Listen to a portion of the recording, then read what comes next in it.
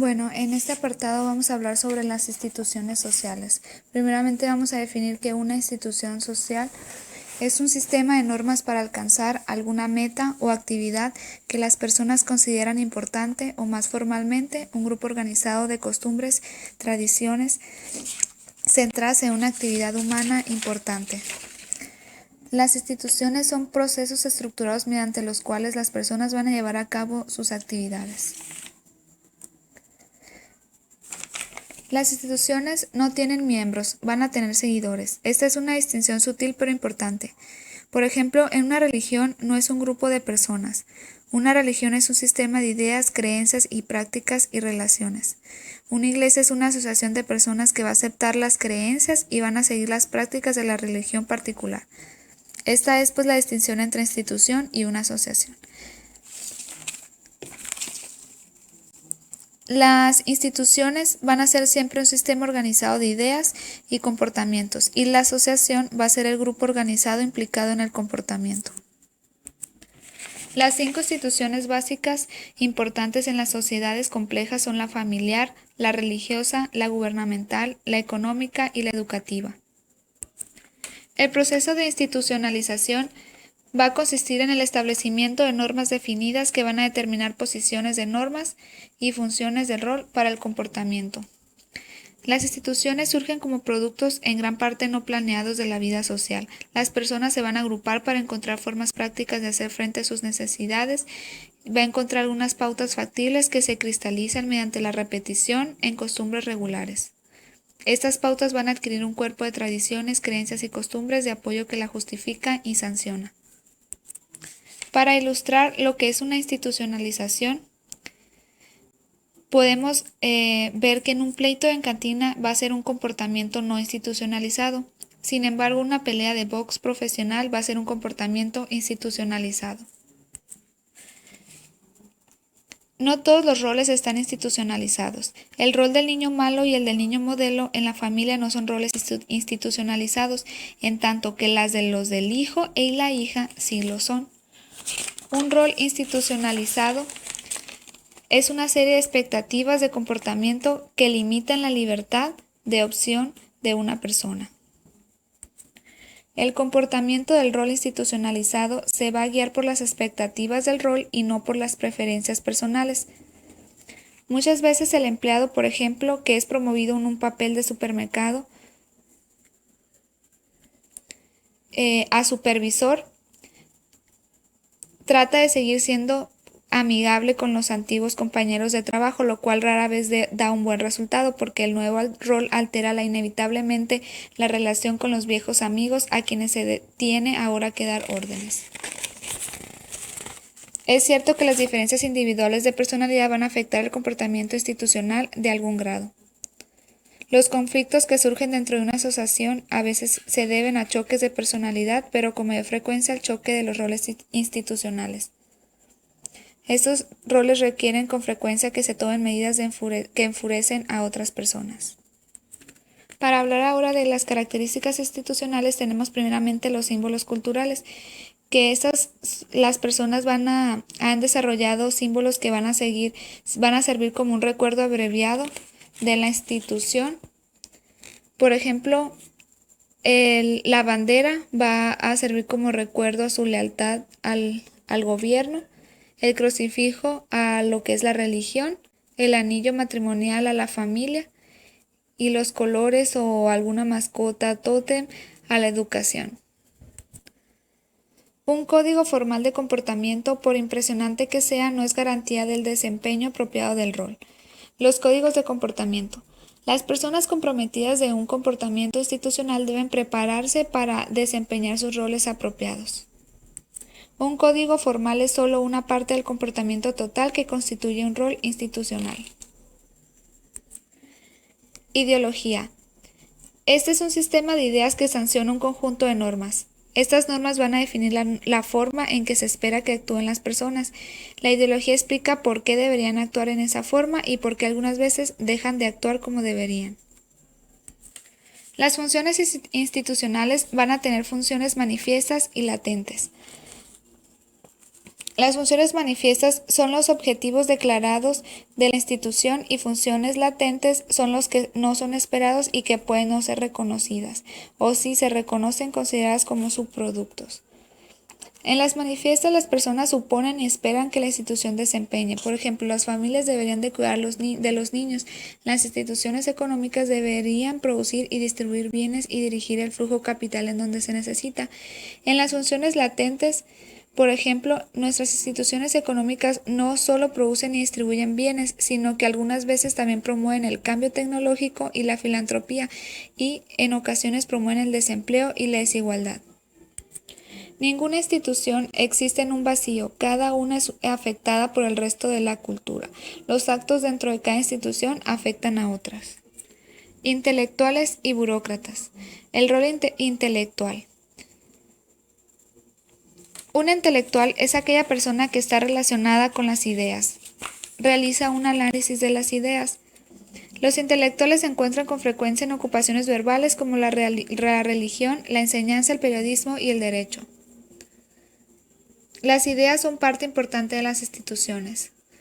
En intelectual no se puede confiar plenamente porque la capacidad para defender la ideología incluye la capacidad para describir sus defectos.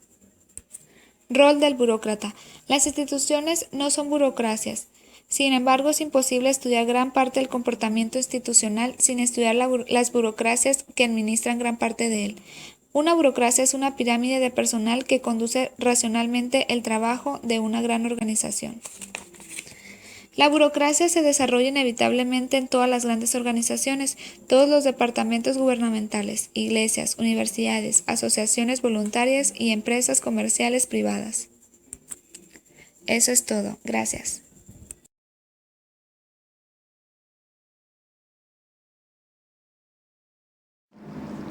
Hola, ¿cómo están? Hoy vamos a hablar sobre las instituciones político-económicas y su impacto en la historia de la sociedad. Para empezar a hablar de este concepto, tenemos que tener en cuenta que no existe la economía pura como tal, ni la política tampoco. Es decir, siempre hay un lazo entre estos dos. Se menciona que siempre una es afectada por la otra. Como hemos visto en todas las sociedades, tanto la política como el dinero propiamente dicho siempre van de la mano. Es decir, el gobierno tiene cierta influencia sobre los distintos aspectos a nivel económico. Y pues esta es la razón más grande por la que se estudian de una manera conjunta en casi todas los tipos de estudios para este tipo de situaciones. Pero ¿cómo se desarrollaron estas formas institucionales? Pues en un principio los humanos producían lo que ellos mismos consumían, es decir, cada familia era el centro de una pequeña sociedad en la que ellos trabajaban para obtener sus propios productos, pero después se empezó a ver que una familia quería lo que otra familia producía y existía el intercambio y fue como nació poco a poco el comercio.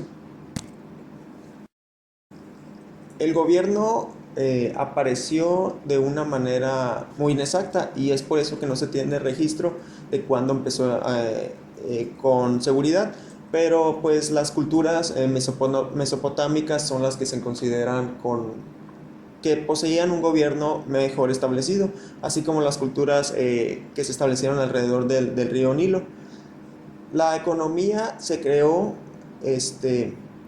a creó a su vez el gobierno y es por ello que el desarrollo de la economía va creando poco a poco que el gobierno se desarrolle de manera más adecuada hacia las sociedades. Y pues una de las ramas que se dio fue el feudalismo, que apareció como un tipo de gobierno en el que se daba protección a las personas que seguían a ciertas autoridades y de esta manera se producía cierto beneficio hacia los que estaban más abajo de él. Por eso que siempre la economía ha ido de la mano del gobierno y pues en el siglo pasado esta relación gobierno-economía ha crecido enormemente por todo el desarrollo tanto a nivel tecnológico como a nivel industrial. Y pues la relación no nomás incluye lo que es dinero y tipo de gobierno, sino que también incluye todas las costumbres, sentimientos y partes emocionales de una sociedad. Por ejemplo, el simple hecho de poner la primera piedra dentro de un edificio es un tipo de costumbre que se ha ido heredando generación por generación en una sociedad, y pues se hace normalmente simplemente como costumbre, no tiene ninguna repercusión económica dentro de la realización de una estructura, por ejemplo. Los llamados modelos institucionales político-económicos se dividen en tres categorías principalmente. El de economías mixtas, que básicamente es una economía capitalista, por ejemplo la de Estados Unidos, en la que tanto el gobierno como las empresas privadas eh, tienen cierto poder o el poder total de la economía del país. Otro modelo es el de las sociedades comunistas, en el que el pueblo básicamente tiene el mismo derecho tanto a nivel económico como a nivel social de los recursos, y es el gobierno el encargado de repartir equitativamente estos recursos. Y por último está el de las sociedades fascistas, en el que básicamente es como una dictadura, en el que sí hay cierta relación con las propiedades privadas o las empresas privadas, pero no siempre está limitado, y el pueblo simplemente no tiene derecho ni voto, pero recibe los recursos directamente del gobierno. Y por último, la economía de los países desarrollados es muy parecida a la de las sociedades fascistas, solo que en estas el gobierno le da muchos beneficios o trata de atraer a las distintas empresas para que ejerzan más productividad dentro del país.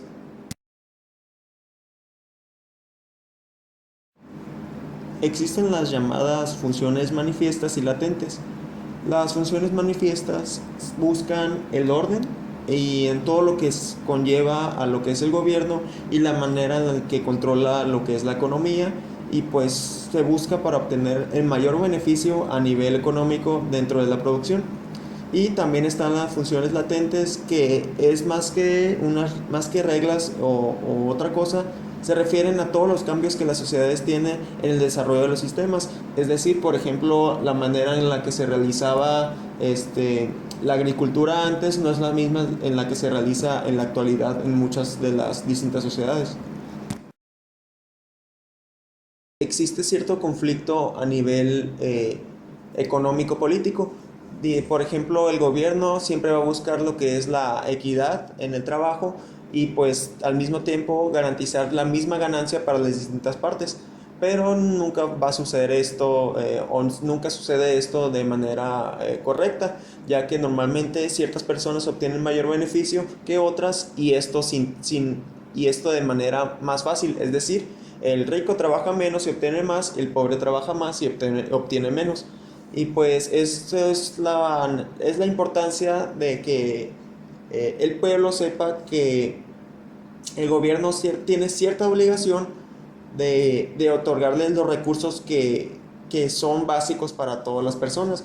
Es decir, el gobierno no está 100% obligado a otorgar exactamente todos los recursos que el gobierno necesita, pero es el gobierno el que otorga las necesidades básicas de lo que es la población, y cuando no se logra obtener estas necesidades básicas, o que el gobierno no da todos los recursos necesarios, es cuando ocurren los conflictos políticos, que normalmente son por esto, por desigualdades a nivel económicas.